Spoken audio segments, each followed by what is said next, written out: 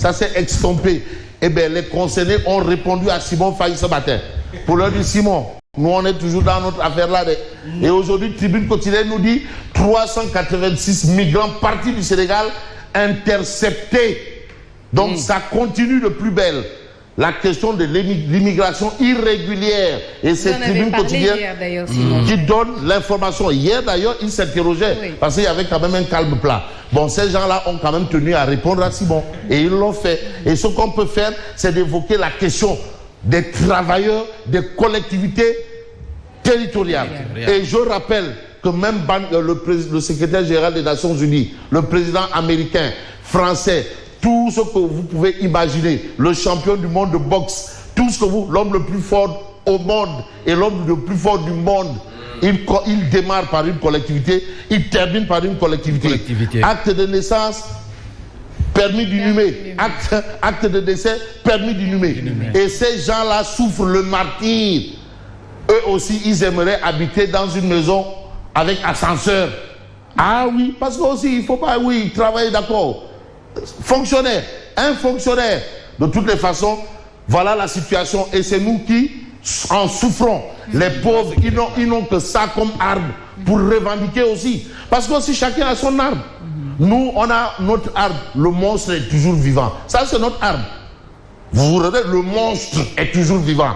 Le monstre, donc le monstre, celui qui s'en prend aux libertés, il est toujours vivant. C'est notre arme. Édito, presse morte, presse, écran noir. Ça, ce sont nos armes. Mais eux, ils n'ont qu'une seule arme. Et ils vous disent que ces gens-là, si on n'obtient pas gain de cause aujourd'hui, ils vont aller en campagne, ils vont nous oublier ici. Et ce qu'ils réclament, c'est un droit. Mais qui est fou. L'augmentation de salaire est actée par le chef de l'État. Mais ça a été acté. Et il faut qu'on acte ça. Et d'ailleurs, le ministre Tchouk, qui est aussi un élu, qui est un maire, le ministre des collectivités. Ouais, qui est maire aussi de Sinthiou Babambé, leur a dit non, ça c'est réglé. Allez-y au niveau des collectivités, les mairies vont s'en charger. C'est l'application. Mais comment une mairie peut s'occuper de ça? C'est pas possible. Vraiment. C'est lourd, c'est trop lourd. Alors, les travailleurs des collectivités territoriales décrètent une nouvelle grève de 5 jours. Pourquoi? Eh bien parce que le gouvernement ne s'intéresse même pas à leur situation. À quelques semaines de la rentrée. Oui, de la rentrée des classes. Comment est-ce que ces gens-là vont envoyer leurs enfants à l'école? La COSIDEP est déjà en train de réfléchir. Oui. La COSIDEP, Oubité Ndiangete est menacée. Parce que quand on dit Oubité Ndiangete, c'est la COSIDEP. C'est un concept qui est devenu un bien public et qui a été créé par les laboratoires de COSIDEP. Et aujourd'hui, Oubité Ndiangete est menacée chez les travailleurs des collectivités. Ils ne pourront pas envoyer leurs enfants à l'école. Parce que quand même l'augmentation et la vie chère, parce que les prix des cahiers aussi ont augmenté. Hein. Les fournitures, hein? Les bics, voilà, fournitures, voilà, papa. Bon, voilà. Maintenant, on s'intéresse à ceux qui intéressent peut-être ceux qui devraient trouver des solutions au travers des collectivités. Parce que eux, ils sont là, ils tirent le diable par la queue. Ils n'ont même pas où donner de la tête. Mais on va voir ce que révèle Tribune. Tribune par le remaniement ce week-end. Donc ce week-end, il y aura un remaniement. Macky partage son dernier gâteau demain, c'est-à-dire les derniers tangles, les derniers biscuits et les derniers, je ne sais pas, les derniers match-tangles, les derniers, c'est-à-dire match-tangle bobo, les biscuits. Voilà. Un remaniement sur fond de coups bas et de rumeurs. Ah bon? Ah oui. Ah oui. Vraiment, c'est la situation. Mais ceux qui partent là, il faut fouiller leur poche avant qu'ils ne sortent. Ah bon, et pourquoi? Bilaï, ceux qui seront libogés là, on va fouiller leur poche. Tout, il faut les auditer. Il faut auditer tous ceux qui seront remerciés. Il faut auditer tous ces gens là. Sinon, ceux qui vont venir là, ils risquent de ne rien trouver là-bas. Est-ce qu'ils auront le temps? Là, gars, ils en tout cas, un remaniement sur fond de coups bas et de rumeurs. Soit on est nommé, soit on laisse éclater sa colère. C'est clair.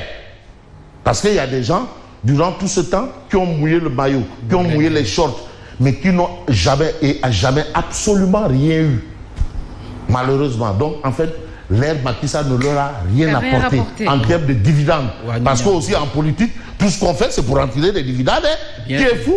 Tous les gens qui se bagarrent sur les plateaux là, c'est pour avoir des postes. Hein. Attends. Parfois, c'est les coups qu'on prend là, c'est pour aller se faire soigner à Dubaï après. Peut-être que c'est eux qui auront aussi une part de gâteau. Ah mais bien sûr, peut-être que eux aussi on va penser à ces gens-là, oui. Les Mamba Ndiaye et autres là. Alors, coalition ñun ñamaguñu. Voilà. Parce que quand même, affaire bi, pourquoi est-ce que le Nyamumbam c'est pour les autres? Pourquoi on va laisser le Nyamumbam là? Personne n'accepte le Nyamumbam.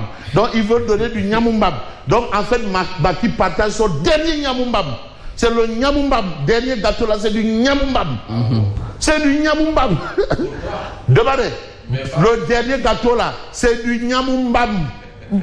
Alors, après les violentes manifestations à Consanto, le procureur ordonne la libération des 37 manifestants arrêtés. Ça, c'est important. Il faut quand même détendre l'atmosphère. Mais l'atmosphère est assez tendue quand même par rapport à la gouvernance du secteur des déchets solides. L'Association des maires du Sénégal donne des orientations sur le promogène.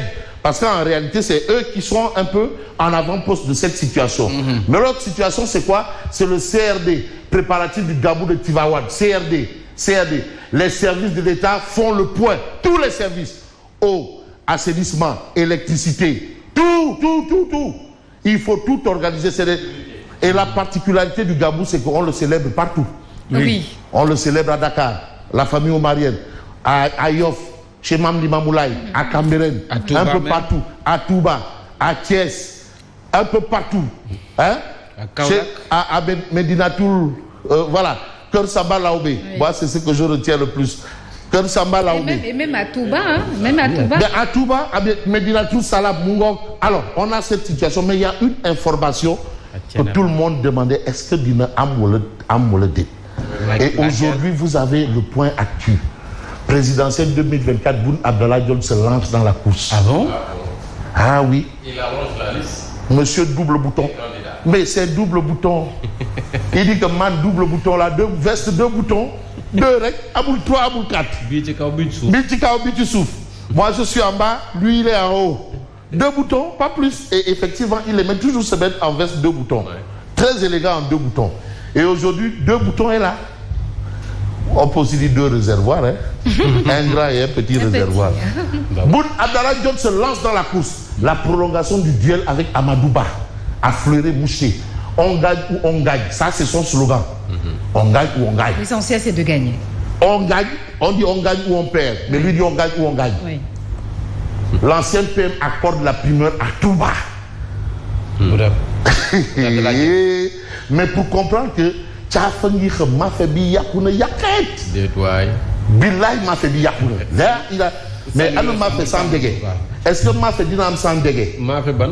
Bini togué fan wala. Fan. Gerte dafa cher. Gerte dafa cher. Ketchup amul. Ketchup amul. Tigé dégué mom c'est compliqué. Tchaf xamna. Et c'est direct juste qui nous dit que ça ne sent pas bon. Ah, ça. Pour le choix de Nyangal. Le choix de Beno. Parce que la question c'est, le choix de Beno, on connaît, mais quel est le choix de Macky? Alors, présidentielle 2024, Beno en danger. Attention. C'est comme si le choix de Beno là, lui, il n'avait qu'un seul rôle, une seule mission, c'est de perdre. C'est sûr qu'il va perdre. Ah oui? Le tout sauf Amadouba prend forme. Si c'était une personne, on aurait dit, bon, oui, ça peut passer. 2. D'accord. 3, 4, 5, 6. Parmi les gens, vous avez Boun Abdallah Dionne, Ali Ngouille, Arona Dia, Abdoulaye Daouda Diallo se braquent contre Amadouba. Ah, ça? C'est une personne, on peut dire non, yo, ça va, yo, Sokornga, Ignane. Mais Boun Abdallah, Ali Ngouille, Arona Dia, Abdoulaye Daouda. Et c'est des ladoum. C'est des ladoum. Ça veut dire qu'Amadou est loin de faire l'unanimité. Attention, comment est-ce qu'il peut gagner des élections comme ça? Face à cette coalition. Face à... Si c'est confirmé. Leur mentor leur a signifié que leur posture conduit à la perte du pouvoir. Ouais. Ils veulent perdre le pouvoir. Parce que si tous ces gens-là ne sont pas avec le choix, comment le choix peut être choisi? C'est vrai que l'élection présidentielle, la décision, c'est le peuple. Oui. Maître El Hadji Diouf. Boun Abdallah s'est toujours défini comme un double bouton. Non, lui, c'est double bouton. Double bouton. Et il faut rappeler que Boun Abdallah, c'est lui qu'on a toujours appelé Monsieur PSE. Et si c'était le choix de Macky? Ah, on l'a toujours appelé Monsieur PSE. Ah non, ça ne peut pas être le choix de Macky parce que Madiambal Diagne, notre confrère, dans son livre, là, a dit que l'autre Boud Abdallah, bon, ça ne va pas. C'est pas la peine. Kokoudal. C'est pas que Madiambal Mourtoule, c'était Mourtou. Il n'est pas politique. C'est pas un couille. Mourtou. Alors, Boud Abdallah, c'est toujours défini comme un double bouton, obéissant à la lettre sans murmure au président Macky Sall. Le double bouton a-t-il sauté? Entre Macky et ADD, 25 ans, le compagnonnage risque d'être sacrifié. La formule proposée par ADD et compagnie se résume ainsi. Tous derrière Boud Abdallah, y compris Amadou Ba, pour conserver le pouvoir. Eux, ils disent donc que tout le monde se met derrière Boud Abdallah. Ah bon? Clair, pour que les choses soient. Demain, il n'y a que Boud Abdallah, la locomotive. La locomotive. Décidé. Donc, ça veut dire qu'à Ferdi, ça commence à ressembler à du Diakhaté mélange. Et aujourd'hui, pour mélanger un peu les choses, on va voir ce que nous livre l'Observateur, APR, c'est duel fratricide à la base. Mais pour se baser sur l'actualité aussi, il faut voir un peu les choses autrement.